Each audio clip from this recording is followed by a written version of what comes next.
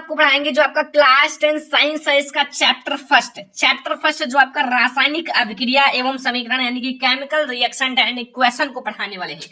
इस वीडियो में मैं आपको फुल चैप्टर पढ़ाने वाला हूं, यानी कि आपका जो चैप्टर फर्स्ट है उसे फुल चैप्टर पढ़ने वाले हैं, पूरा टॉपिक एक ही वीडियो में। इस वीडियो को लाइक जरूर करना, अगर आप चैनल पर नए हो तो सब्सक्राइब जरूर कर लेना। सबसे पहले हम लोग समझेंगे कि जो आपका रासायनिक अभिक्रिया क्या होता है। ठीक है, सबसे पहले हम लोग यही समझेंगे आखिर रासायनिक अभिक्रिया होता क्या है।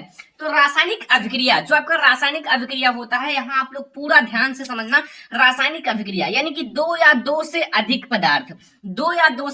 पदार्थ मिलकर एक या एक से अधिक नए गुणधर्म वाले पदार्थों का निर्माण करते हैं। जैसे दो पदार्थ जब आपस में मिलते हैं कोई अलग यानी कि नए गुणधर्म वाले पदार्थ का निर्माण करते हैं, वही हमारा होता है रासायनिक अभिक्रिया। ठीक है, अभी मैं आपको उदाहरण के साथ समझाऊंगा, बहुत अच्छे से आपको समझ में आ जाएगा। तो आपको यहाँ सबसे पहले ये समझ में आ गया कि आपका रासायनिक अभिक्रिया होता क्या है। ठीक है, अब यहाँ मैं आपको उदाहरण समझा देता हूँ। देखो, उदाहरण जो आपका है, उदाहरण में ध्यान से समझना। उदाहरण जैसे आपका है मैग्नीशियम धातु। जैसे आपका मैग्नीशियम धातु है, मैग्नीशियम धातु को वायु में जलाने पर मैग्नीशियम ऑक्साइड का सफेद चूर्ण प्राप्त होता है। जैसे जब आप मैग्नीशियम जो आपका है, मैग्नीशियम धातु को वायु में जलाते हो तो आपको एक नए गुणधर्म वाला पदार्थ मिला। क्या मिला आपको? नए गुणधर्म वाला पदार्थ क्या मिला? Magnesium oxide. तो यही आपको रासायनिक अभिक्रिया में बताया गया है। दो या दो से अधिक पदार्थ जब आपस में मिलते हैं तो एक नए गुणधर्म वाले पदार्थ का निर्माण करते हैं।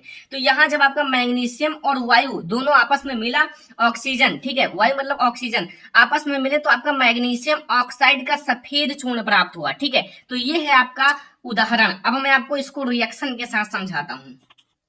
यहां आप लोग समझो, जैसे मैग्नीशियम यानी कि Mg से आपका मैग्नीशियम होता है। ठीक है, Mg से मैग्नीशियम में मैंने क्या जोड़ा? ऑक्सीजन यानी कि वायु, ऑक्सीजन। ठीक है, जब आपने ऑक्सीजन को जोड़ा, ठीक है, दोनों का अभिक्रिया हुआ तो यहाँ दो आपके हैं। अब यहाँ बना क्या? आपका बना MgO। ठीक है, MgO यानी कि मैग्नीशियम ऑक्साइड। मैग्नीशियम और वायु की उपस्थिति में जब इसे जलाया गया, ठीक है, तो आपको क्या प्राप्त हुआ? मैग्नीशियम ऑक्साइड, नए गुणधर्म वाला पदार्थ प्राप्त हुआ। लेकिन अब यहाँ आपका क्या है? यहाँ आपका मैग्नीशियम कितना है? मैग्नीशियम आप लोगों का यहाँ एक है, यहाँ भी एक है, यहाँ ऑक्सीजन आपका दो है, यहाँ एक है। तो यहाँ आप लोग दो लगा दो, यानी कि आपका दो हो गया। अब यहाँ मैग्नीशियम दो है तो यहाँ भी दो कर दो, यानी कि 2Mg + O2 जब आपका अभिक्रिया करा तो आपको 2MgO मिला। ठीक है, तो ये आपका है रिएक्शन, ये आपका रिएक्शन है। अभी मैं आपको आगे बताऊंगा इसी चैप्टर में कि आपका रासायनिक अभिक्रिया को संतुलित कैसे किया जाता है। सारी चीजें मैं आपको इस वीडियो में समझाने वाला हूँ। तो यहाँ से आपको उदाहरण बहुत अच्छी तरह से समझ में आ गया होगा, रासायनिक अभिक्रिया और उदाहरण। ठीक है, अब आप लोग यहाँ ध्यान से समझना। जैसे रासायनिक अभिक्रिया की पहचान, अगर हम रासायनिक अभिक्रिया को पहचानेंगे कैसे, ये आपके लिए इंपॉर्टेंट है। ठीक है, तो रासायनिक अभिक्रिया को आप कैसे पहचानोगे ये ध्यान से समझो। जैसे एक रासायनिक अभिक्रिया को निम्न परीक्षणों द्वारा पहचाना जा सकता है। जैसे एक रासायनिक अभिक्रिया अगर हो रही है तो उन्हें हम लोग निम्न परीक्षणों द्वारा, अगर ये सारी घटनाएं आपको दिखती है तो वो आप समझ जाना कि आपका रासायनिक अभिक्रिया है। जैसे मैं आपको एक एक को समझाता हूँ। पहला हमारा है अवस्था में परिवर्तन। अगर उसकी अवस्था में परिवर्तन होता है तो वो आपका क्या है? एक रासायनिक अभिक्रिया है। अगर अगला जो हमारा है दूसरा, रंग में परिवर्तन। ठीक है, किसमें? रंग में परिवर्तन। अगर रंग में परिवर्तन होता है तो वो भी आपका क्या है? वो भी आपका रासायनिक अभिक्रिया है। तीसरा है गैस का निकलना। जैसे गैस निकलता है ना, आप लोगों ने देखा होगा, ये भी आपका एक रासायनिक अभिक्रिया की पहचान है। और आपका चौथा है ताप में परिवर्तन। ताप में परिवर्तन होना भी एक रासायनिक अभिक्रिया की पहचान है। तो अगर आपको रासायनिक अभिक्रिया को पहचानना है तो याद रखना ये 3-4 पॉइंट। आपका अवस्था में परिवर्तन होगा, या फिर रंग में परिवर्तन होगा, या फिर गैस का निकलना, या फिर ताप में परिवर्तन। तो ये आपका पूरा हो गया कॉन्सेप्ट, रासायनिक अभिक्रिया, उसका उदाहरण और रासायनिक अभिक्रिया की पहचान। तो ये आप लोग पूरा नोट कर लेना। ठीक है, ये बहुत ज्यादा इंपॉर्टेंट है। तो अब हम लोग देखते हैं जो हमारा इसी में अगला टॉपिक है। जो आप लोगों का रासायनिक अभिक्रिया होता है उसमें दो चीजें होती हैं। कौन कौन सा? एक है आपका अभिकारक, एक है आपका उत्पाद। ध्यान से समझना, एक आपका क्या है? अभिकारक है, और एक आपका उत्पाद है। ठीक है, अब अभिकारक क्या है और उत्पाद क्या है, ये सारी चीजें हम आपको समझाते हैं स्टेप बाय स्टेप। देखो, जो अभिकारक होता है ऐसे पदार्थ जो किसी रासायनिक अभिक्रिया में भाग या हिस्सा लेते हैं। मतलब जो अभिकारक होते हैं वो ऐसे पदार्थ होते हैं जो किसी रासायनिक अभिक्रिया में भाग लेते हैं या फिर हिस्सा लेते हैं। ठीक है, यहाँ आपको ये समझ में आया। ओके, ये आपका है अभिकारक। अभी आपको पूरा कॉन्सेप्ट समझ में आ जाएगा। अब आप उत्पाद को समझो। उत्पाद क्या होता है? ऐसे पदार्थ जिनका निर्माण रासायनिक अभिक्रिया में होता है। मतलब जब रासायनिक अभिक्रिया होता है तो उसके बाद जिसका निर्माण होता है वो हमारा क्या होता है? वो होता है उत्पाद। अब उदाहरण के लिए मैं आपको समझा देता हूं। जैसे मैंने अभी आपको समझाया था कि मैग्नीशियम और ऑक्सीजन यानी कि वायु में जलाने पर क्या होता है? हमें मैग्नीशियम ऑक्साइड मिलता है। तो जो भाग लेते हैं अर्थात हिस्सा लेते हैं, यहां देखो आपका मैग्नीशियम और ऑक्सीजन क्या लिए हैं? अभिकारक हैं, और ये हिस्सा लिए हैं। क्या लिए हैं? हिस्सा लिए हैं। तो जो आपका मैग्नीशियम और ऑक्सीजन है वो क्या है? अभिकारक है। क्या है? अभिकारक है। ओके, अब उत्पाद क्या है? जो रासायनिक अभिक्रिया, जो आपका ऐसे पदार्थ जिनका निर्माण रासायनिक अभिक्रिया में होता है। तो रासायनिक अभिक्रिया, ये आपका रासायनिक अभिक्रिया में किसका निर्माण हुआ? मैग्नीशियम ऑक्साइड का। तो ये जो मैग्नीशियम ऑक्साइड है ये आपका क्या है? उत्पाद है। ठीक है, यहां से आपको बहुत अच्छे से समझ में आ गया होगा आखिर अभिकारक और उत्पाद क्या होते हैं। ओके, तो यहां से आपको ये कॉन्सेप्ट बिल्कुल क्लियर हो गया होगा। तो यहां से आपको समझ में आ गया कि अभिकारक और उत्पाद क्या होते हैं। अगर कोई भी रासायनिक समीकरण आपका आ जाए तो ये आप लोगों का जो मतलब रासायनिक अभिक्रिया में भाग लेती हैं, ठीक है, या वो आपका अभिकारक होता है। और जो रासायनिक अभिक्रिया के बाद जिसका निर्माण होता है वो आपका क्या होता है? उत्पाद होता है। यहां से आपको ये बिल्कुल समझ में आ गया होगा। अब हम लोग अगला टॉपिक देखेंगे। अगला टॉपिक आप लोग ध्यान से देखना, वो है आपका रासायनिक समीकरण। रासायनिक समीकरण आप लोगों का क्या होता है? रासायनिक समीकरण ध्यान से समझना। देखो, जो आपका रासायनिक समीकरण होता है, जैसे किसी रासायनिक जो आपका अभिक्रिया है, किसी रासायनिक अभिक्रिया का उसमें भाग लेने वाले पदार्थों, जैसे आपका जो रासायनिक समीकरण होता है उसमें अभिकारक एवं उत्पाद होते हैं, तो उसमें जो भाग लेने वाले पदार्थों के प्रतीकों, जो प्रतीक होते हैं तथा सूत्रों के माध्यम से संक्षिप्त प्रदर्शन रासायनिक समीकरण कहलाता है। ठीक है, यहां से आपको समझ में आ गया कि रासायनिक समीकरण क्या होता है। देखो, रासायनिक समीकरण जैसे आपका सोडियम का है, सोडियम का आपका Na होता है, तो ये आपका प्रतीक है, जो सूत्र है। ठीक है, ऑक्सीजन का O होता है। ठीक है, ये आप लोगों को समझना है। हाइड्रोजन का H होता है, तो इसके द्वारा हम लोग जिसको लिखते हैं, ठीक है, वही हमारा क्या होता है? रासायनिक समीकरण होता है। देखो, ध्यान से समझना, मैं आपको एक बार और समझा देता हूं। जैसे किसी रासायनिक अभिक्रिया में उसमें भाग लेने वाले जो पदार्थ होते हैं, पदार्थ, जैसे यहां देखो ध्यान से, जैसे यहां आपका मैग्नीशियम और ऑक्सीजन भाग लिए ना, मैग्नीशियम और ऑक्सीजन, तो ये जो भाग लिए हैं मैग्नीशियम और ऑक्सीजन, इनको हम लोग कैसे लिखे हैं? Mg&O2, यानी कि प्रतीकों और सूत्रों के रूप में लिखा गया है। ठीक है, तो वही बताया गया है, प्रतीकों तथा सूत्रों के माध्यम से संक्षिप्त प्रदर्शन क्या कहलाता है? आपका रासायनिक समीकरण कहलाता है। रासायनिक समीकरण ध्यान से समझना, बहुत आसान है। देखो, ऐसा आपको कोई नहीं पढ़ाएगा, मैं आप लोगों को बहुत अच्छे से समझा रहा हूं। ठीक है, अब आप लोग यहाँ उदाहरण में समझ लो। उदाहरण में ध्यान से समझना। देखो, मैंने उदाहरण बहुत सटीक लिया कि एक उदाहरण अगर आप ये समझ गए ना, तो आपको दुनिया का कोई भी उदाहरण दे दिया जाएगा, आप समझ जाओगे। ठीक है, रासायनिक समीकरण में देखो, जैसे आपका मेथेन है, मेथेन का सूत्र क्या होता है? CH4। देखो, अगर आप मेथेन लिखोगे, अब मेथेन का जो आपका सूत्र है, ठीक है, वो CH4 है, तो रासायनिक समीकरण में सूत्र लिखा जाता है एक संक्षिप्त, मतलब उसको छोटा सा लिखा जाता है। वायु यानी कि ऑक्सीजन O2 के अधिक में दहन करने पर कार्बन डाइऑक्साइड यानी कि CO2 तथा जल H2O बनते हैं। ठीक है, अब इस अभिक्रिया को रासायनिक समीकरण के द्वारा निम्न प्रकार से व्यक्त किया जाता है। अब इस अभिक्रिया को आप रासायनिक समीकरण में कैसे व्यक्त करोगे? जैसे ऐसे तो आ गया, लेकिन अब आपको क्या करना है? रासायनिक समीकरण बनाना है। ठीक है, रासायनिक समीकरण बनाना है, ऐसा नहीं लिखना है, आपको उसको रासायनिक समीकरण के रूप में व्यक्त करना है। अब इससे आप कैसे करोगे, मैं आपको समझाता हूं। ठीक है, देखो ध्यान से समझना, जैसे मैंने क्या कहा है? CH4 का मतलब क्या है? मेथेन। ठीक है, CH4 यानी कि मेथेन, जो कि गैस की अवस्था में है। G मतलब गैस की अवस्था में। मेथेन का सूत्र याद रखना, CH4 होता है। ओके, CH4 मेथेन, और इसमें मैंने क्या किया? O2O ऑक्सीजन लिया, जो कि ऑक्सीजन है। ठीक है, ऑक्सीजन कौन लिया? O2O, यानी कि यहाँ आपके दो मॉलिक्यूल्स हैं ऑक्सीजन के, और यहाँ इसको G यानी कि गैस की अवस्था में है। अब इसको मैंने क्या किया? इसको मैंने गर्म कर दिया, डेल्टा का चिन्ह हो तो वो समझ लो गर्म हो रहा है। तो यहाँ आपको CO2 मिला। अब CO2 मिला गैस की अवस्था में, कार्बन डाइऑक्साइड। अब यहाँ से एक C यहाँ आ गया और एक O2 यहाँ आ गया, यानी कि अब आपका यहाँ 4 और थे, क्योंकि आप देख सकते हैं यहाँ 2 2 4, तो यहाँ 2 आ गया। अब यहाँ 2 लाना है, तो यहाँ आपका H2O है, H2O, और यहाँ आपके 2 ऑक्सीजन हो गए, यानी कि 2 ऑक्सीजन यहाँ 2 ऑक्सीजन यहाँ, 4 ऑक्सीजन हो गए, तो यहाँ 4 ऑक्सीजन था। अब ये भी गैस की अवस्था में है। अब देख सकते हो ये आपका वैलेंस भी है और आपका एक सही एग्जाम्पल भी है। तो ये हमारा है एक उदाहरण जो कि आपका रासायनिक समीकरण का है, मतलब रासायनिक समीकरण आपका ये एक रासायनिक समीकरण है। ऐसे आपको केमिस्ट्री में लिखना पड़ता है, ऐसे नहीं लिखोगे कि मेथेन प्लस आप ऑक्सीजन यानी कि वायु कर दो और इक्वल टू आपको मिल गया गिब्स आउट आपको कार्बन डाइऑक्साइड प्लस जल, ऐसा नहीं लिखना है। उसको सूत्रों या फिर प्रतीकों के रूप में लिखा जाता है, वो हमारा होता है रासायनिक समीकरण।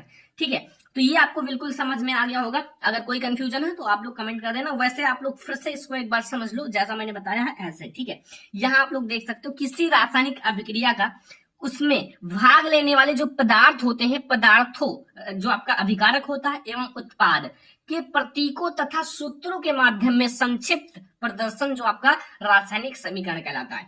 रासायनिक समीकरण का आप लोग उदाहरण देख लो, जैसे मैंने एक रासायनिक समीकरण लिया है, ऐसे आप बहुत सारे रासायनिक समीकरण ले सकते हो, कोई दिक्कत नहीं, बहुत आसान है। तो यहां से आपको ये बिल्कुल समझ में आ गया होगा।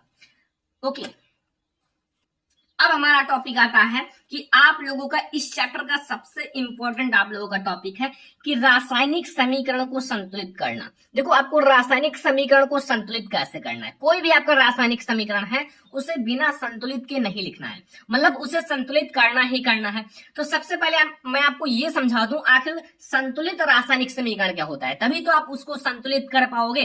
तो आप लोग यहां समझो, ऐसे रासायनिक समीकरण, देखो ऐसे रासायनिक समीकरण जिनके दोनों पक्ष का मतलब क्या होता है, आपका दोनों पक्ष का मतलब होता है कि एक आपका क्या होता है अभिकारक, क्या होता है अभिकारक, एक आपका पक्ष होता है अभिकारक, जिसमें लाइकेज मैंने क्या लिया था, लाइकेज मैंने आप लोगों को लिया था आपका 2mg, ये आपका अभिकारक है 2mg। अब 2mg में मैंने O2 जोड़ा था, तो ये एक पक्ष है और एक पक्ष होता है उत्पाद, हमें 2mg वो मिला था। तो ये दोनों पक्ष होते हैं, एक होता है अभिकारक, एक होता है उत्पाद। तो दोनों पक्षों यानी कि बाईं तथा दाईं ओर, ठीक है, में प्रत्येक तत्व के परमाणुओं की संख्या का मतलब क्या है, इसमें मैग्नीशियम कितने हैं, आपका अभिकारक में मैग्नीशियम 2 है, तो इसमें आपका मैग्नीशियम कितना होना चाहिए 2 होना चाहिए। इसमें ऑक्सीजन कितना है, ऑक्सीजन 2 है, तो इसमें भी ऑक्सीजन 2 यानी कि 2 यहाँ 2 होना चाहिए। तो आपका संतुलित है, मतलब जितने आपके अभिकारक में मैग्नीशियम है उतना उत्पाद में भी होना चाहिए। तो परमाणुओं की संख्या बराबर होती है, तो आपका संतुलित रासायनिक समीकरण कहलाता है। ठीक है, संतुलित रासायनिक समीकरण कहलाता है। अब मैं आपको बहुत अच्छे से समझाऊंगा एग्जांपल के साथ। देखो, मैं आपको स्टेप बाय स्टेप समझाऊंगा। सबसे पहले मैं आप लोगों के लिए एक मतलब उदाहरण लेता हूँ, एक रासायनिक समीकरण लेता हूँ और उसको संतुलित करने की विधि यानी कि स्टेप बाय स्टेप समझाता हूँ। सबसे पहले मैं आपको एक समीकरण ले लेता हूँ। ठीक है, एक समीकरण ले लिया, ओके, वो मैंने ले लिया Fe यानी कि Fe में मैंने क्या जोड़ा H2O, यानी कि H2O का मतलब होता है जल, Fe एंड प्लस H2O, और यहां मैंने गिब्स आउट क्या ले लिया, मुझे मिला क्या वो आप लोग समझो ध्यान से।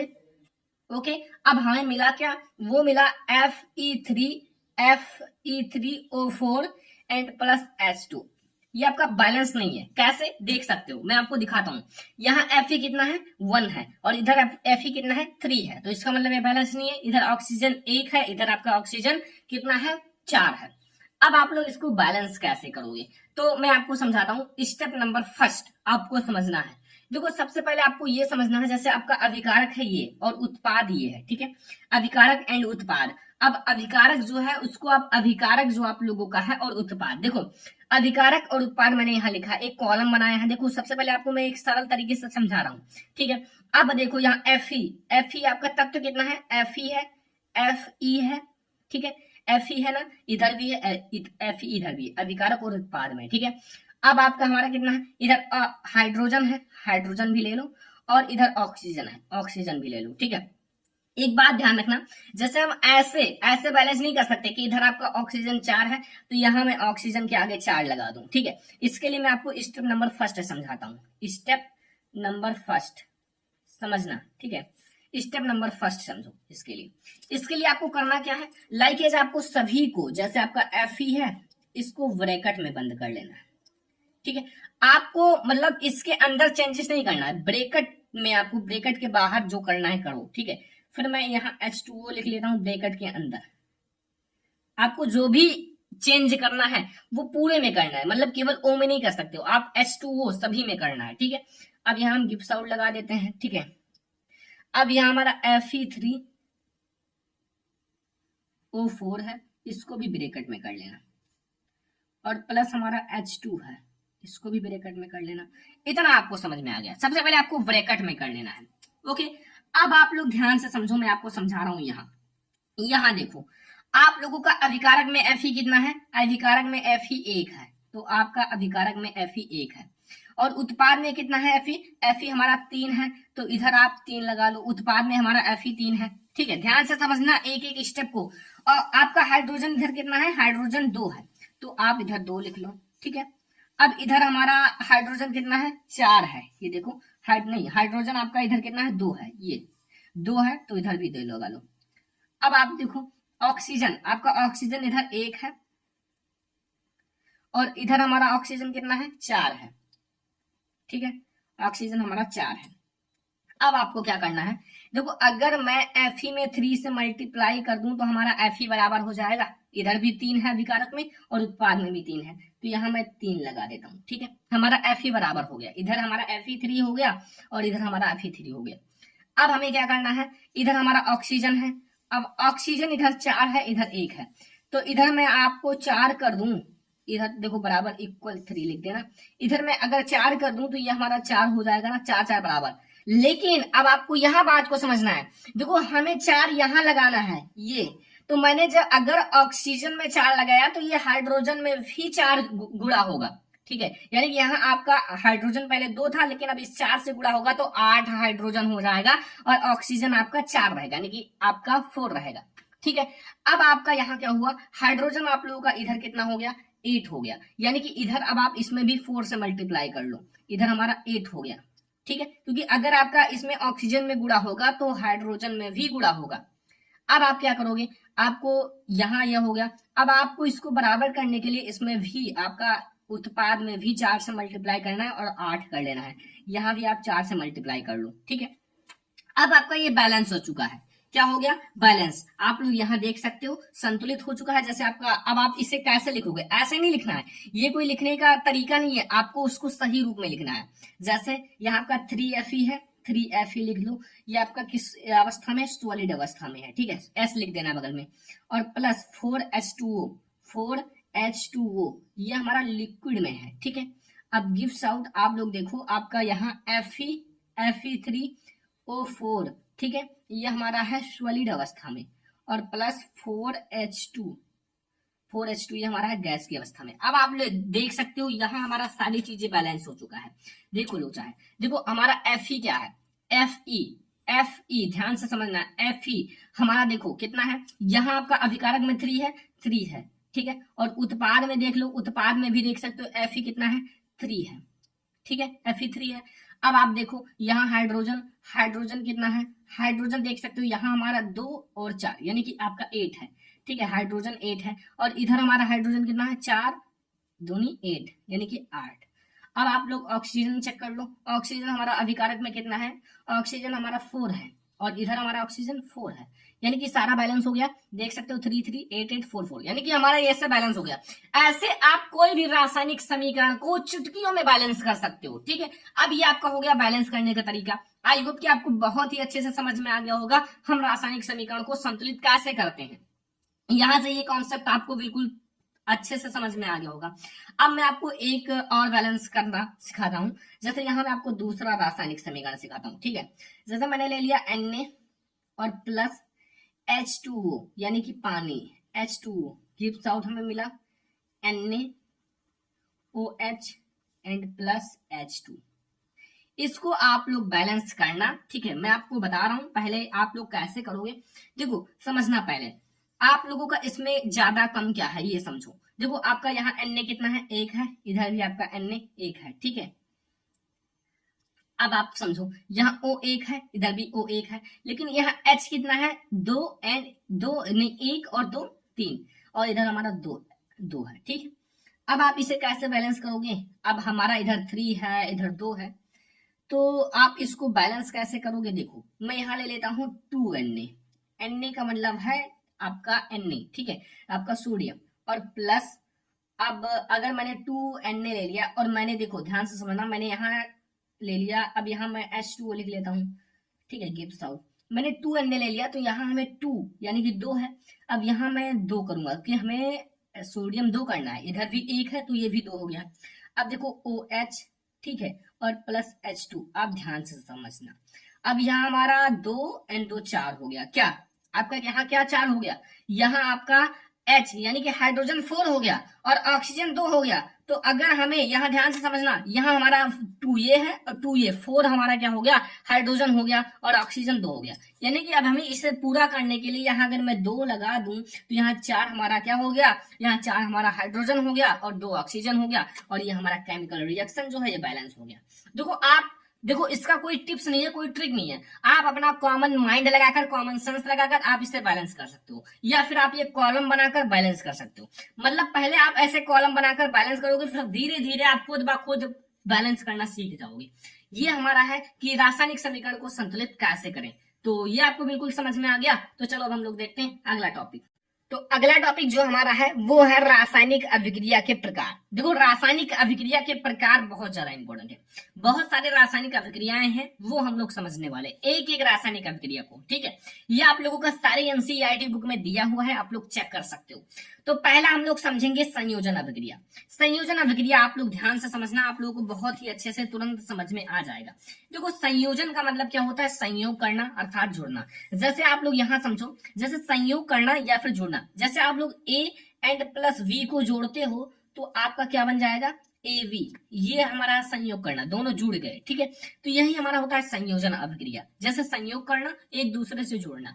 जैसे मैं आपको समझाता हूं यहाँ परिभाषा के साथ, वह रासायनिक अभिक्रिया जिसमें 2 या 2 से अधिक पदार्थ, जिसमें 2 या 2 से अधिक पदार्थ या फिर आपका तत्व या यौगिक, जैसे पदार्थ हो, तत्व हो या फिर यौगिक हो, संयोग करके मतलब जुड़ के संयोग करके एकल उत्पाद का निर्माण करते हैं। जैसे 2 लोग आपस में जुड़े तो एकल यानी कि एक उत्पाद का निर्माण करते हैं, वो हमारा क्या कहलाता है? संयोजन अभिक्रिया कहलाता है, ठीक है।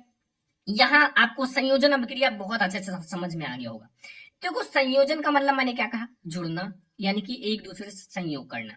तो वह रासायनिक अभिक्रिया, जैसे आपका रासायनिक अभिक्रिया के प्रकार है, तो इसमें आप यह जरूर कर देना कि वह रासायनिक अभिक्रिया जिसमें 2 या 2 से अधिक पदार्थ, जैसे आपका हाइड्रोजन और ऑक्सीजन, ठीक है, मिलकर वाटर बना देते हैं, पानी बना देते हैं, ठीक है। तो वही आप लोगों को समझना है। इसमें हाइड्रोजन और ऑक्सीजन मिला और नए गुणधर्म वाले पदार्थ, यानी कि आपका एक अलग चीज बना, एकल उत्पाद का निर्माण हुआ। तो यहाँ वही बता रहा है, 2 या 2 से अधिक पदार्थ, तत्व या यौगिक संयोग करके एकल उत्पाद का निर्माण करते हैं, वो हमारा क्या कहलाता है? संयोजन अभिक्रिया कहलाता है। अब मैं आपको उदाहरण, देखो मैं आपको बहुत सटीक समझा रहा हूँ, देखो समझना, यहाँ आप लोग उदाहरण में समझो। जैसे पहला मैंने लिया अमोनिया। अमोनिया का सूत्र क्या होता है? NH3। अब मैंने अमोनिया लिया और हाइड्रोजन क्लोराइड या फिर आपका HCl यानी कि हाइड्रोजन क्लोराइड, ठीक है। अब आप इस दोनों को, जैसे आपका अमोनिया NH3 और हाइड्रोजन क्लोराइड HCl, देखो आपको ये सारे सूत्र पता होना चाहिए। अगर आपको नहीं पता तो आप उसे याद कर लो, कई सारे सूत्र, ठीक है। दोनों ही गैसीय यौगिक हैं, दोनों गैसीय यौगिक हैं, और अभिक्रिया से अमोनियम क्लोराइड का सफेद धुआं बनता है। जैसे जब ये अभिक्रिया करते हैं तो अमोनियम क्लोराइड का सफेद धुआं मिलता है। अब देखो ये 2 लोग, जैसे आपका ये है आपका अमोनिया और यहाँ आपका क्या है? हाइड्रोजन क्लोराइड, ठीक है। तो ये आप लोगों का 2 लोग मिल गए, यानी कि 2 या 2 से अधिक पदार्थ या फिर 2 ही लोग, 2 चीजें मिलकर गैसीय अवस्था में क्या बनाया? एकल उत्पाद यानी कि अमोनियम क्लोराइड बनाया, यानी कि एकल उत्पाद का निर्माण किया। तो वही तो हमारा है संयोजन अभिक्रिया। मैं यही तो आपको समझाना चाहता हूँ, ठीक है। तो यहाँ से आपको ये समझ में आ गया कि संयोजन अभिक्रिया क्या होता है। अब यहाँ जैसे आप लोग देख सकते हो, आपका NH3 है, NH3 और प्लस HCl, NH3 और प्लस HCl मिलकर क्या बनाया? NH4, आपका NH4Cl, यानी कि आपका अमोनिया और हाइड्रोजन क्लोराइड ये दोनों मिल गए और क्या बनाया? अमोनियम क्लोराइड, ठीक है। ये आपको समझ में आया संयोजन अभिक्रिया, जो कि बहुत ही आसान है। आई होप कि आपको बहुत अच्छे से समझ में आ गया होगा। जहाँ NH3 और प्लस HCl मिलकर NH4Cl बना दिया। अब आप लोग सोच रहे होंगे कि एक एग्जाम्पल और बता दे सर तो बहुत अच्छे से समझ में आ जाए, तो मैं आपको एक और एग्जाम्पल के साथ समझा देता हूँ, ठीक है, ध्यान से समझना। देखो जैसे आप लोगों का लिया, क्या लिया आप लोग लिए, कार्बन मोनोऑक्साइड, कार्बन यानी कि सी से कार्बन, ओ से मोनोऑक्साइड, ठीक है, ये आपका गैस की अवस्था में है, ठीक है, कार्बन मोनोऑक्साइड गैस की अवस्था में। और इसमें मैंने क्या जोड़ा, इसमें मैंने Cl2 जोड़ा, Cl2 मतलब क्या है, क्लोरीन है। अब Cl2 मैंने जोड़ा तो ये भी गैस की अवस्था में है। अब ये दो लोग हैं, यानी कि आपका कार्बन मोनोऑक्साइड और प्लस Cl2 यानी कि आपका क्लोरीन। अब ये दोनों लोग मिलकर क्या बनाएंगे, सी, ठीक है, ध्यान से समझना, COCl2, ये हमारा क्या है, ये है कार्बोनिल क्लोराइड, ये भी गैस की अवस्था में है, कार्बोनिल क्लोराइड। तो यहाँ देख सकते हो आपका ये कार्बन मोनोऑक्साइड और ये आपका क्लोरीन, और ये दोनों मिलकर क्या बना दिया, ये बना दिया आपका कार्बोनिल आपका क्लोराइड। तो यहाँ से आपको ये बिल्कुल समझ में आ गया होगा, कोई दिक्कत नहीं होगा, ठीक है। तो ये हमारा पहला एग्जाम्पल है, यानी कि दूसरा। अब आप यहाँ समझो तीसरा एग्जाम्पल, यानी कि इसी का मतलब, ये तो मैंने अपनी तरफ से समझाया, अब मैं आपको एक और समझाता हूँ यहाँ, ठीक है। ये है आपका कोयले का दहन, कोयले का दहन, ठीक है। कोयले का दहन का मतलब है जैसे आपका यहाँ कार्बन है, कार्बन ये आपका सॉलिड है, और यहाँ ऑक्सीजन यानी कि गैस की अवस्था में है, ये दोनों मिलकर क्या बना है, कार्बन डाइऑक्साइड यानी कि गैस की अवस्था। अब देखो यहाँ कार्बन है और ऑक्सीजन है, ये क्या हो गया, मिलकर कार्बन डाइऑक्साइड बना दिया। अब यहाँ से आपको ये समझ में आ गया कि संयोजन अभिक्रिया क्या होता है और उसका उदाहरण, ठीक है। देखो यहाँ से आपको बिल्कुल अच्छे से समझ में आ गया संयोजन अभिक्रिया क्या है और उसका उदाहरण। देखो मैंने आपको यहाँ से एक उदाहरण समझा दिया, और एक उदाहरण मैंने आपका रफ में समझाया, और दूसरा यह है कोयले का दहन। तो यहाँ से आपको कोई दिक्कत नहीं होगा, संयोजन अभिक्रिया बहुत ही अच्छे से समझ में आ गया होगा। तो संयोजन अभिक्रिया समझ में आ गया तो बहुत अच्छी बात है, ये आपके बोर्ड एग्जाम में जरूर पूछा जाता है। तो अब हम लोग देखेंगे वियोजन अभिक्रिया। वियोजन अभिक्रिया, देखो संयोजन अभिक्रिया का उल्टा होता है वियोजन अभिक्रिया, ठीक है। संयोजन अभिक्रिया का क्या होता है, उल्टा होता है वियोजन अभिक्रिया। तो अब वियोजन अभिक्रिया को कैसे समझोगे, ध्यान से समझना। जैसे वियोजन अभिक्रिया जो होती है, वियोजन अभिक्रिया वह रासायनिक अभिक्रिया है, वियोजन अभिक्रिया वह रासायनिक अभिक्रिया है जिसमें जो अवयवी तत्व हैं छोटे छोटे कणों में विभाजित हो जाता है। मतलब जो उनके अवयवी तत्व हैं, ठीक है, वो छोटे छोटे कणों में क्या होते हैं, विभाजित हो जाता है। और वह अभिक्रिया ऊष्मा, प्रकाश, ताप, विद्युत से संपन्न होता है। मतलब ये जो अभिक्रिया होता है ये ऊष्मा, ठीक है, प्रकाश, ताप व विद्युत से संपन्न होता है। मतलब ये नॉर्मल होती हैं, लेकिन ये जब इन सबकी उपस्थिति में होते हैं, जैसे ऊष्मा हो गया, प्रकाश हो गया, ताप हो गया, तब ये टूटती हैं। तो यहाँ से आपको ये समझ में आ गया कि वियोजन अभिक्रिया वह रासायनिक अभिक्रिया है जिसमें जो अवयवी तत्व होते हैं छोटे छोटे कणों में विभाजित हो जाता है, और यह अभिक्रिया ऊष्मा, प्रकाश व ताप, विद्युत से संपन्न होता है, ठीक है। अब मैं आपको थोड़ा सा और समझाने वाला हूँ वियोजन अभिक्रिया के प्रकार जो है। देखो वियोजन अभिक्रिया के प्रकार, ठीक है, ध्यान से समझना। जैसे ऊष्मीय वियोजन और आपका विद्युत वियोजन, इसमें जो आपका उदाहरण है वो आपका जैसे वियोजन अभिक्रिया का ही है, ठीक है। तो अब आप लोग समझोगे ऊष्मीय वियोजन और विद्युत वियोजन, इनको समझ लो ध्यान से, ऊष्मीय वियोजन और विद्युत वियोजन के बारे में। तो सबसे पहले हम लोग समझते हैं ऊष्मीय वियोजन। देखो ऊष्मीय वियोजन का मतलब है कि जो ऊष्मा के प्रभाव से होता है, मतलब ऊष्मा उसमें उत्प्रेरक रखो, ठीक है, ऊष्मा देने पर वो अभिक्रिया होती है, तो वो हमारा होता है ऊष्मीय वियोजन। अब जैसे समझो, वह जब किसी पदार्थ का वियोजन, ठीक है, वियोजन की अभिक्रिया ऊष्मा देने पर होती है। जैसे ध्यान से समझना, कोई भी चीज है उसको जब ऊष्मा दिया जाए और वो टूट जाए, वियोजित हो जाए, तो वो हमारा होता है ऊष्मीय वियोजन। और वियोजन का अर्थ ही होता है टूटना। अभी आपको समझ में आ जाएगा, बिल्कुल क्लियर, ठीक है। तो वो आपका ऊष्मा देने पर होती है, तो वो आपका ऊष्मीय वियोजन कहलाता है। वो क्या कहलाता है, ऊष्मीय वियोजन कहलाता है, ऊष्मीय वियोजन कहते हैं, ठीक है। यहां से आपको ये समझ में आ गया ऊष्मीय वियोजन क्या है। अगर अब आप लोग यहाँ उदाहरण समझना चाहते हो तो उदाहरण तो मैं आपको बहुत अच्छे से समझाऊंगा। जैसे टूटने का मतलब क्या है, जैसे यहाँ आपका CaCO3 है, Ca आपका Ca है, Ca और CO3, यानी कि Ca से कैल्शियम, CO3 से कार्बोनेट, ठीक है, कैल्शियम कार्बोनेट, ये आपका S मतलब सॉलिड अवस्था में है। अब ये सॉलिड अवस्था में है तो हमने इसमें क्या करा, ऊष्मा दिया, ऊष्मा यानी कि ऊष्मीय अपघटन, यानी कि उसमें ऊष्मा दिया गया।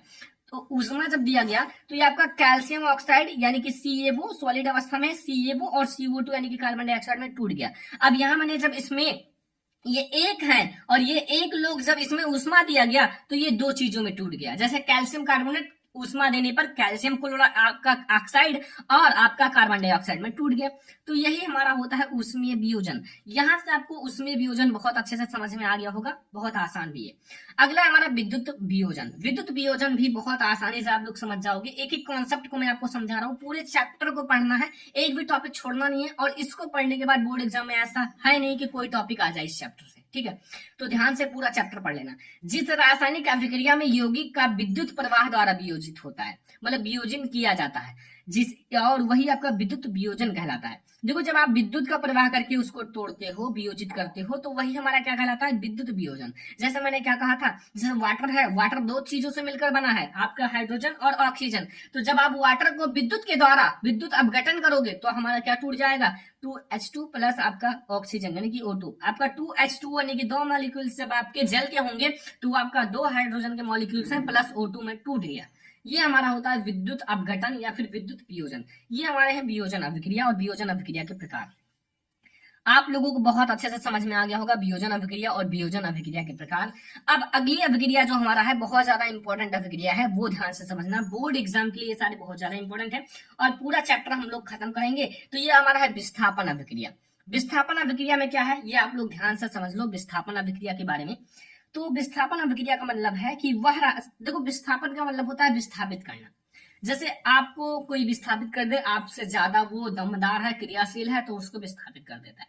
तो वहां यही चीज कॉन्सेप्ट में है, यही चीज मैटर करता है कि वह रासायनिक अभिक्रिया जिसमें अधिक क्रियाशील तत्व, जो अधिक क्रियाशील तत्व है, कम क्रियाशील तत्व, ठीक है। जैसे अधिक क्रियाशील तत्व जो है वो कम क्रियाशील वाले तत्व को परमाणु को विस्थापित कर स्वयं उसका स्थान ग्रहण कर लेता है, विस्थापन अभिक्रिया कहलाता है। कहने का मतलब क्या है कि जो अधिक क्रियाशील है वो कम क्रियाशील वाले तत्व को विस्थापित कर देते हैं और स्वयं उसका स्थान ग्रहण कर लेते हैं, वही हमारा क्या होता है, आपका विस्थापन अभिक्रिया होता है, ठीक है। अब आप उदाहरण के लिए समझो, उदाहरण के लिए जैसे Fe है यानी कि आयरन और CuSO4, इसके बारे में आप तीसरे चैप्टर में पढ़ोगे धातु एवं अधातु में, जब आपको सक्रियता श्रेणी और विद्युत रासायनिक श्रेणी पढ़ाया जाएगा तो उसमें बताया जाएगा कौन से धातु कितना क्रियाशील है, कौन से तत्व कितना क्रियाशील है, ठीक है। तो यहाँ आपका Fe यानी कि आयरन और CuSO4 यानी कि कॉपर सल्फेट, Cu से कॉपर और SO4 से सल्फेट। अब यहाँ जो Fe है ना वो Cu से ज्यादा क्रियाशील है, ये आपका ज्यादा क्रियाशील है, ये आपका कम क्रियाशील है, ठीक है। Fe ज्यादा क्रियाशील है, तो Fe जब ज्यादा क्रियाशील है तो ये Cu को विस्थापित कर देता है और स्वयं इसका स्थान ग्रहण कर लेता है, FeSO4 बन जाता है। मतलब ये SO4 क्या होता है, Fe के साथ जुड़ जाता है, SO4 Fe के साथ जुड़ जाता है और Cu को बाहर कर देता है और यहाँ Cu आ जाता है, तो ये हमारा आयरन सल्फेट बन जाता है और कापर बचता है। तो यहाँ कापर सल्फेट से क्या बन गया, आयरन सल्फेट, ठीक है। तो ये हमारा होता है उदाहरण यानी कि विस्थापन अभिक्रिया। देख सकते हो सीधा सीधा आपको दिखा रहा है कि Fe जो है कापर को विस्थापित कर देता है, क्यों, क्योंकि Fe जो है कापर से अधिक क्रियाशील है, इसलिए ये इसे विस्थापित कर देता है। यहां से आपको ये समझ में आ गया कि विस्थापन अभिक्रिया क्या होता है। अब हम लोग देखेंगे द्विविस्थापन। देखो अभी तक हम लोगों ने विस्थापन पढ़ा, अब हम लोग समझेंगे द्विविस्थापन यानी कि दो लोगों का एक साथ में विस्थापन होना, ठीक है। तो अब इसको आप कैसे समझोगे, इसको मैं आपको बहुत अच्छे से समझा देता हूँ, ध्यान से समझना, ठीक है। जैसे वे रासायनिक अभिक्रियाएं जिसमें अभिकारक, जो अभिकारक होते हैं, देखो एक अभिकारक होता है, एक उत्पाद होता है रासायनिक अभिक्रिया में, तो इसमें अभिकारक की बात की गई है। अभिकारक जो होता है यौगिकों के आयनों, यानी कि जो यौगिक होते हैं उनके आयनों अथवा मूल जो उनके मूलक होते हैं, मूलकों के परस्पर विनिमय द्वारा नए उत्पाद बनते हैं, इन्हें द्विविस्थापन अभिक्रिया कहलाता है। देखो उनके आयनों का आदान प्रदान हो, ठीक है, या फिर उनके मूलकों का आदान प्रदान हो, विनिमय हो, तो उससे हम लोग क्या कहते हैं, द्विविस्थापन अभिक्रिया कहते हैं। उदाहरण के लिए आप लोग यहाँ समझो, उदाहरण भी आपके सामने ही है। उदाहरण आप लोगों का है, देखो यहाँ Na2SO4, ये आपका AQ है यानी कि एक्वाराजिया, ठीक है। नहीं आपका AQ एक मतलब जैसे आपका सॉलिड होता है, ठीक है, ठोस होता है, और जलीय, ये आपका जलीय है, ठीक है। VaCl2 और यहाँ AQ और यहाँ BaSO4 बना और H सॉलिड है, Na2NaCl यानी कि नमक AQ। अब यहाँ आप लोग कैसे समझोगे, मैं आपको समझाता हूँ। यहाँ देखो Na2SO4, यहाँ Na2 किसके साथ था, SO4 के साथ था, तो Na2 किसके साथ जुड़ गया, Cl के साथ, यानी कि यहाँ देखो Na2 Cl के साथ जुड़ गया, तो एक लोगों का विस्थापन हुआ। फिर दूसरे का समझो, यहाँ BaCl2 के साथ जुड़ा था, तो Ba किसके साथ जुड़ गया, SO4 के साथ, तो यहाँ BaSO4 बन गया। मतलब यहाँ Na2 Cl से जुड़ गया और BaSO4 के साथ जुड़ गया, मतलब दोनों का क्या हुआ, विस्थापन हुआ। तो इसीलिए हम लोग क्या कहते हैं, इसको द्विविस्थापन अभिक्रिया कहते हैं। इसमें आयनों का विस्थापन होता है और एक दूसरे से जुड़ जाते हैं, तो इसमें हमारा क्या होता है, द्विविस्थापन अभिक्रिया। उदाहरण भी बहुत अच्छे से समझ में आ गया होगा। जैसे हमारा सोडियम सल्फेट से क्या बन गया, बेरियम सल्फेट, और बेरियम क्लोराइड से क्या बन गया, सोडियम क्लोराइड। ठीक है, मतलब सोडियम सल्फेट से आपका सोडियम क्लोराइड बन गया और बेरियम क्लोराइड से आपका बेरियम सल्फेट बन गया। ठीक है, ये आपको बहुत अच्छे से समझ में आ गया होगा। अब हम लोग देखेंगे अगला जो हमारा है, अगला हमारा है ऊष्माक्षेपी अभिक्रिया। ऊष्माक्षेपी अभिक्रिया के बारे में आप क्या जानते हो? देखो, आपके दो अभिक्रियाएं होती हैं, एक ऊष्माक्षेपी, एक ऊष्माशोषी। तो मैं आपको दोनों के बारे में थोड़ा सा समझा देता हूं ताकि आप लोगों का एक कॉन्सेप्ट क्लियर हो जाए। देखो, एक आपका क्या होता है, ऊष्माक्षेपी, और एक होता है ऊष्माशोषी। देखो, लास्ट में इसमें क्या है, शोषी, और इसमें छेपी। शोषी का मतलब होता है उत्शोषण करना, और छेपी का मतलब होता है उत्सर्जन करना, छोड़ना, बाहर निकालना।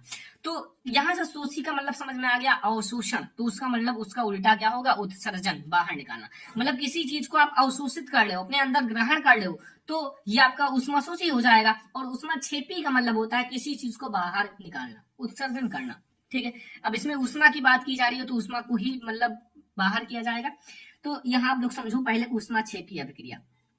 जिन रासायनिक अभिक्रियाओं में उत्पाद के निर्माण के साथ साथ ऊष्मा भी उत्पन्न होती है, यहाँ क्या कहा मैंने, जिन रासायनिक अभिक्रिया में उत्पाद के साथ साथ यानी कि उत्पाद के निर्माण के साथ साथ ऊष्मा भी उत्पन्न होती है, तो उसे हम लोग क्या कहते हैं, उन्हें हम लोग ऊष्माक्षेपी अभिक्रिया कहते हैं। ऊष्माक्षेपी अभिक्रिया क्या होती है, आप लोगों को बहुत अच्छे से समझ में आ गया होगा कि जिन रासायनिक अभिक्रियाओं में उत्पाद के निर्माण के साथ साथ ऊष्मा भी उत्पन्न होती है, तो उन्हें हम लोग ऊष्माक्षेपी अभिक्रिया कहते हैं। ठीक है, अभी आप लोगों को यहाँ उदाहरण के साथ समझाता हूँ। उदाहरण ध्यान से समझना। जैसे हमारे पास है यहाँ CH4 यानी कि मेथेन। CH4 का मतलब क्या होता है, मेथेन, और O2 यानी कि ऑक्सीजन, O2 ऑक्सीजन। अब हमें यहाँ देखो, आपका मेथेन और ऑक्सीजन मिलकर आपका कार्बन डाइऑक्साइड और जल बनाया, कार्बन डाइऑक्साइड CO2 और जल H2O यानी कि 2H2O। अब इसमें प्लस ऊष्मा मैंने लिखा। प्लस ऊष्मा का मतलब होता है ऊष्मा का बाहर निकलना, तो प्लस ऊष्मा मैंने लिख दिया कि ऊष्मा बाहर निकल रहा है। तो ये हमारा है ऊष्माक्षेपी। ऊष्माक्षेपी में ऊष्मा बाहर निकलता है, तो जब ऊष्मा बाहर निकलेगा तो उसे हम लोग प्लस ऊष्मा लिखेंगे। क्या लिखेंगे, प्लस ऊष्मा। तो यहाँ से हमारा ऊष्मा प्लस हो रहा है, यानी कि इसमें उत्सर्जन हो रहा है, उत्पाद के साथ साथ ऊष्मा का निर्माण भी हो रहा है। देख सकते हो इसके साथ प्लस लगाया गया, यानी कि ये आपका उत्पाद है और उत्पाद के साथ साथ ऊष्मा का निर्माण भी हो गया। ये हमारा हो गया ऊष्माक्षेपी अभिक्रिया। अब हम लोग समझेंगे ऊष्माशोषी क्या होता है। अब ऊष्माशोषी भी समझ लो। देखो, जिन रासायनिक अभिक्रियाओं में ऊर्जा अवशोषित होती है, अवशोषित होने का मतलब है कि माइनस होती है, अपने अंदर ग्रहण करती है, तो उसे इन्हें हम लोग ऊष्माक्षेपी अभिक्रिया कहते हैं। उन्हें क्या कहते हैं, ऊष्माशोषी अभिक्रिया कहा जाता है। ठीक है, तो यहाँ से आपको ऊष्माक्षेपी और ऊष्माशोषी अभिक्रिया बहुत ही अच्छे से समझ में आ गया होगा। अब यहाँ उदाहरण के लिए आप समझ लो, उदाहरण जैसे आपका N2 है, N2 मतलब नाइट्रोजन, और प्लस आपका ऑक्सीजन है, और नाइट्रोजन और ऑक्सीजन मिलकर नाइट्रिक ऑक्साइड बनाती है 2NO, और लेकिन माइनस ऊष्मा हो रहा है। क्या हो रहा है, माइनस ऊष्मा। माइनस ऊष्मा का मतलब है कि ऊष्मा अवशोषित हो रहा है, ऊष्मा का अवशोषण हो रहा है, अवशोषित हो रहा है। ठीक है, तो ये हमारा हो जाता है ऊष्माक्षेपी और ऊष्माशोषी अभिक्रिया। बिल्कुल अच्छे से आप लोगों को समझ में आ गया होगा। तो ये भी अभिक्रिया आप लोगों को समझ में आ गया होगा। अब अगला जो हमें समझना है वो है ऑक्सीकरण अभिक्रिया। ऑक्सीकरण और अपचयन, यानी कि ऑक्सीकरण और अपचयन, अपचयन और उपचयन। ठीक है, उपचयन अभिक्रिया भी इसे कहा जाता है। ठीक है, तो ऑक्सीकरण अभिक्रिया में क्या होता है, ऑक्सीकरण का मतलब होता है कि ऑक्सीजन को ग्रहण करना। ठीक है, ऑक्सीजन का जुड़ना, ऑक्सीजन को ग्रहण करना और हाइड्रोजन का त्याग करना, वो हमारा होता है ऑक्सीजन यानी कि ऑक्सीकरण। देखो, ऑक्सीकरण में आपको देखो, ऑक्सीकरण में ऑक्सीजन जुड़ा लग रहा है ना, तो ऑक्सीकरण मतलब ऑक्सीजन का जुड़ना और हाइड्रोजन का त्याग करना। जैसे किसी पदार्थ द्वारा ऑक्सीजन जो आपको होता है ऋण विद्युतीय होता है, क्योंकि उसमें -2 चार्ज होते हैं। ठीक है, तो ऑक्सीजन या फिर ऋण विद्युतीय तत्व का ग्रहण करना, उसको क्या करना, ग्रहण करना, अथवा हाइड्रोजन या फिर धन विद्युतीय तत्व का त्यागना। हाइड्रोजन यानी कि आपका धन विद्युतीय तत्व को त्यागना आपका ऑक्सीकरण कहलाता है। ऑक्सीजन का जुड़ना और हाइड्रोजन का त्याग करना ये आपका ऑक्सीकरण कहलाता है। बहुत आसान है, समझ गए।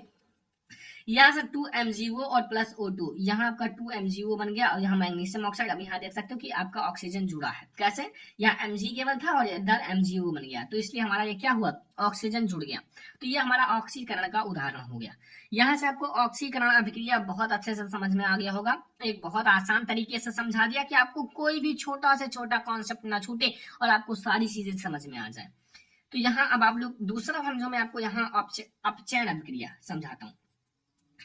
अपचयन का मतलब होता है कि किसी पदार्थ द्वारा हाइड्रोजन या फिर धन विद्युतीय तत्व जुड़ना, मतलब धन विद्युतीय तत्व जुड़ता है और यह ऑक्सीजन ऋण विद्युतीय तत्व का त्याग होता है।